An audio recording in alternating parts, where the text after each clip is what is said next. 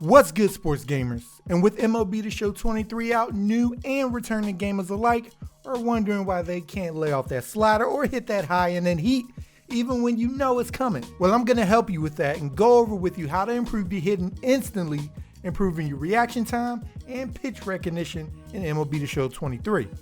I'm Chris from Sports Gamers Online, and alright, let's get it.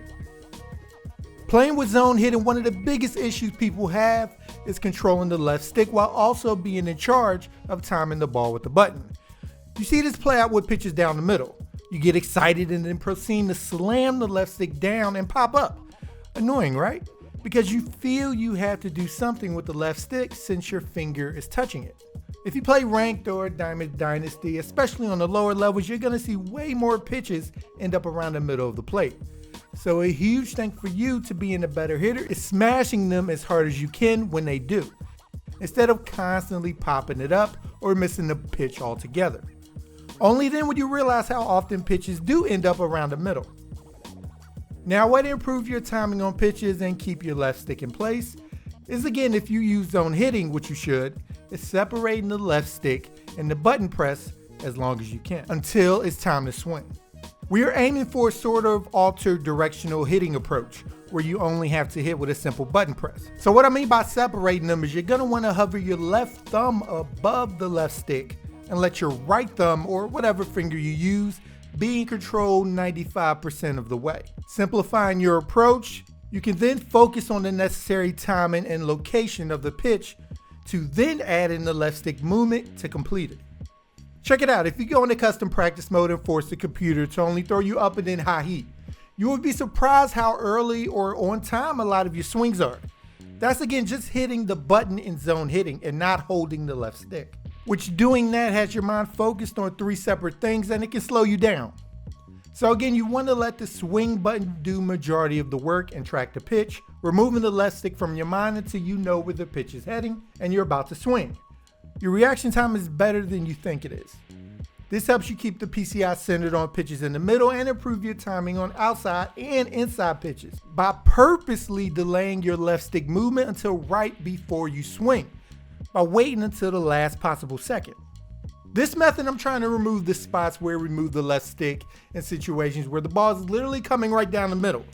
And also the times where, let's be honest, we as gamers aren't delicate with our left stick movements and slam it in the direction we think the ball is going. So if you start moving the left stick earlier than you need, you're gonna overrun the ball and ground out. The PCI moves quickly through the zone and you don't need to move it until the last possible second, which is why I think the hover technique could work for you. One of the easiest things to exploit in the game as a pitcher is facing somebody who wants to pull everything, meaning they have the same swing timing on a pitch no matter where it's located. And it also is the reason why down and away sliders are these type of players' greatest enemies, because it takes advantage of their eagerness to crush something over the fence. Taking another step up as a hitter in MLB The Show 23 is realizing optimal contact on pitches on the inside, middle, and outside part of the plate requires you to wait longer and longer to hit it. Obviously, a fastball or a sinker up and in requires you to react the fastest, while a slider down and away will require you to wait the longest to put your best swing on it. It's all about hitting the ball where it's pitched. Swinging early on the outside pitch is doing nobody favors but the pitcher. When you're up at the plate and your camera view is facing towards the outfield, you're going to want to quickly make note of where the pitcher releases the ball and make an imaginary circle around where the ball first appears for you to stare at.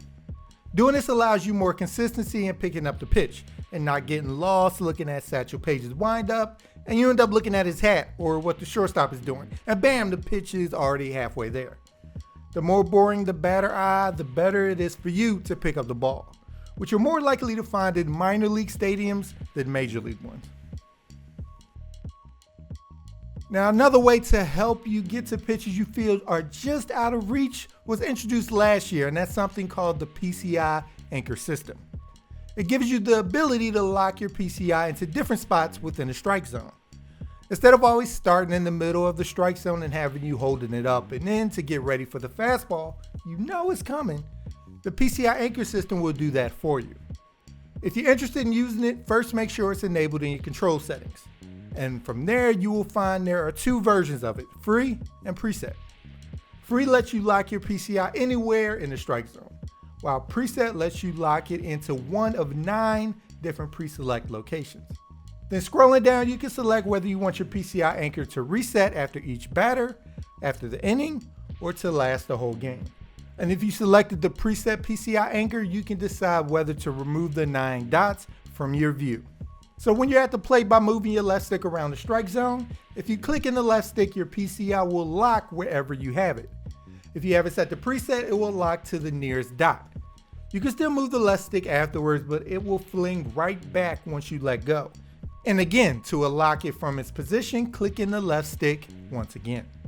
As mentioned, this is a nice shortcut to help you if you're struggling getting your PCI to certain parts of the plate.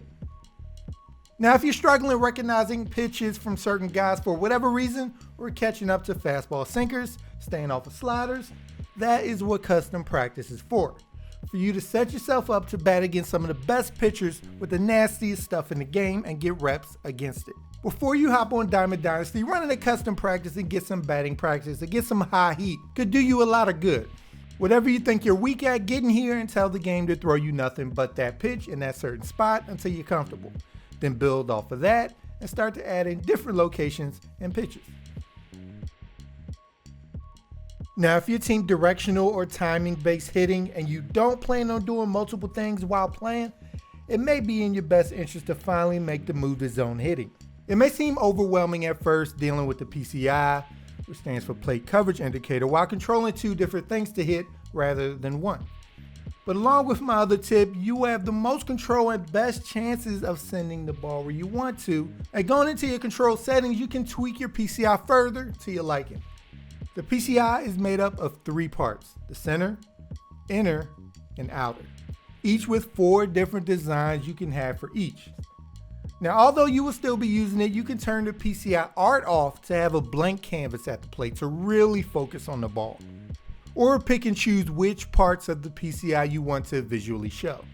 I've mainly had stick with the center PCI and altitude and the bat art, which having the center visible displays for me where you need to hit the ball at. But this is completely up to you. The bat one is super helpful, telling you what the game wants from you as far as placement and timing goes. They throw you something inside, the bat is visually telling you it's going towards the handle, so you would need to get that bat around quickly to avoid that. You can also change the color, stay away from green for obvious reasons. Also lower the transparency of the PCI so it's either fully or barely visible. And then there's the PCI fade out, which if you have your PCI visible, you can set it to make it fade as soon as the pitcher starts his delivery. An important note regarding your PCI is you don't want to make it too busy as to become a distraction when you're trying to pick up a pitch. So simple is often the best, whatever that means to you. One of the first things you want to play around with in MLB The Show 23 is finding your camera view and getting accustomed to it. There are pros and cons to each. Further back camera can provide better presentation for you. You can see the stadium, the batter's stance, everything. But certain ones provide angles that make it harder to pick up certain pitches. While there are cameras that basically are in the catcher's mask, offering you optimal view of the pitches and telling balls from strikes.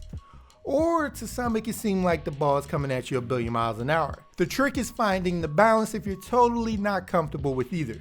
Don't be afraid to change your camera 10 times in a game until you find the right one. Before I go on about it, I'll admit it's tough being patient on the 3-2 count, 3-1 count. It's tough to sit there and not have 100% swing mentality. The pressure is on. You're probably nervous. Even in real life, batters are most likely to swing on this count. But that's also what the pitcher is thinking. He knows you have probably decided to swing before you even know what the pitch or where it's going. This is all mental. Don't try to force the outcome that might not be there and do what got you in that count in the first place. If they're wild enough or scared enough to keep throwing balls, make sure before you commit on the full count. Online getting to 3 balls should be applauded. Don't ruin it by becoming Javi Baez. Wait for a good pitch to hit, and if not, let it go. And lastly, when you're at the plate, don't sleep on the fact that you can be reminded of what pitches your opponent threw to you last at bat to get you out. Or even in the same at bat if you're 2, 3, 4 pitches deep to get a feel for how they're pitching to you. And you do this by holding the right trigger button on your controller. Again, this can remind you what pitch was thrown the last at bat that had you whiffing bad, or the pitch before that set you up. And holding left on the D-pad can give you an overall idea of when he uses his pitches and how successful you are against them. This helps take some of the emotion out of it if you're getting beat up by a certain pitcher and you don't realize what they're doing. This can basically tell you what's happening. Looking at this type of information is priceless and can be the difference in scoring a few extra runs.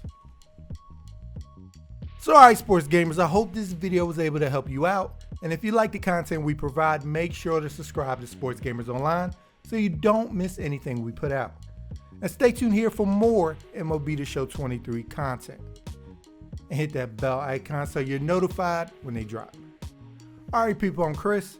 Thank you all for watching and be good y'all.